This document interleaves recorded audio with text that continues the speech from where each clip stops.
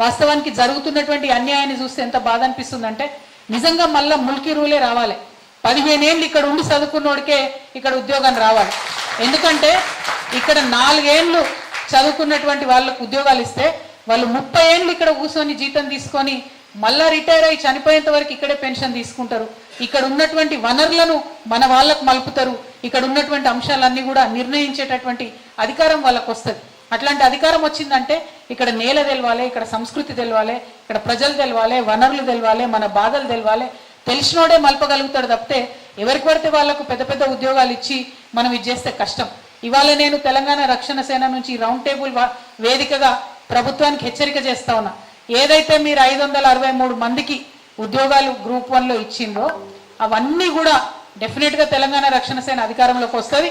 వచ్చిన తర్వాత ఎట్లయితే ఆనాడు ఎన్టీ రామారావు గారు ఒక కమిటీ వేసి తర్వాత 610 జీవో ఇచ్చి ఆ అన్యాయాన్ని సవరించిందో ఈ అక్రమంగా ఉద్యోగాలకు వచ్చినటువంటి వీరందరి మీద కూడా మేము ఖచ్చితంగా రివ్యూ వేస్తాం.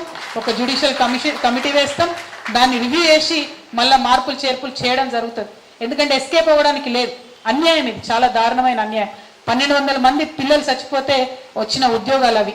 ఆ ఉద్యోగాలు కూడా పెద్ద ఉద్యోగాలు, చాలా పవర్ఫుల్ ఉద్యోగాలు, 30 ఏళ్ళు మన తెలంగాణ తలరాతను మార్చే ఉద్యోగాలు. కాబట్టి ఏనాటికైనా దీని మీద జ్యుడిషియల్ కమిటీ వేయాల్సిందే, రివ్యూ చేయాల్సిందే, దాని మీద ఆలోచన చేయాల్సిందే. ఇంకొక మాట మీ అందరికి కూడా నేను మనవి చేసుకుంటా ఉన్నాను. ప్రెసిడెన్షియల్ ఆర్డర్ కానీ ఇంకోటి కానీ ఏదైనా సరే మనం ఉద్యమ స్పిరిట్తోని రోడ్డు మీద కూర్చొని సాధించుకుంటేనే ఇవాళ అయ్యేటట్టుంది తప్పితే మన మాట వినే ప్రభుత్వాలు కాదు. ముఖ్యమంత్రి గారిని చూసినాం మనం. మా నీళ్లు పోతున్నాయి ముర్రా అంటే ఆయన పోయి మంగళారతి బట్టి వాళ్ళు అక్కడ ప్రారంభోత్సవం చేస్తున్నాడు కర్ణాటకలో. పోయేదే మనకు, జరిగేదే నష్టం మనకంటే. వీరు పోయి అక్కడ పోయి చేస్తే ముఖ్యమంత్రి గారు మన రాష్ట్రం పర్మనెంట్గా ఒప్పుకున్నట్టు అవుతుంది, తుంగభద్రలో హక్కులు పోగొట్టుకున్నట్టు అవుతుంది. అది కరెక్ట్ కాదు. డెఫినెట్గా ముఖ్యమంత్రి గారి యొక్క వైఖరి తెలంగాణ ప్రజలకు నష్టం చేసే విధంగానే ఉన్నది. కాబట్టి ముఖ్యంగా మా యువతీ యువకులకు, చదువుకున్న వాళ్లకు జరిగేటటువంటి నష్టం ఇవాళ ఎంత దుఃఖం అండి నిజంగా. పాపం పిల్లలు వచ్చి ఇక్కడ అశోక్ నగర్లో ఉంటే ఇంట్లోకి వెళ్ళి వాళ్ళు డబ్బులు పంపాలి.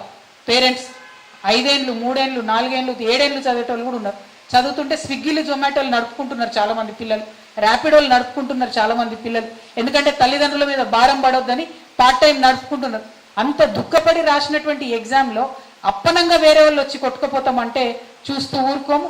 అనేక అవకతవకలు జరిగిన ఈ గ్రూప్ 1లో ఇప్పటికైనా మర్యాదగా ప్రభుత్వానికి మేము హెచ్చరిక చేస్తూ ఉన్నాం. ఆ గ్రూప్ 1 మీరు ఆల్రెడీ ట్రైనింగ్ ఇస్తున్నారు, ఏమేమో చేస్తున్నారు. మీరు ఏమన్నా చేయండి, వాళ్ళు ఉద్యోగంలో చేరనండి, జీతాలు తీసుకోండి. ఈ 563 మాత్రం ఖచ్చితంగా it is open for judicial review.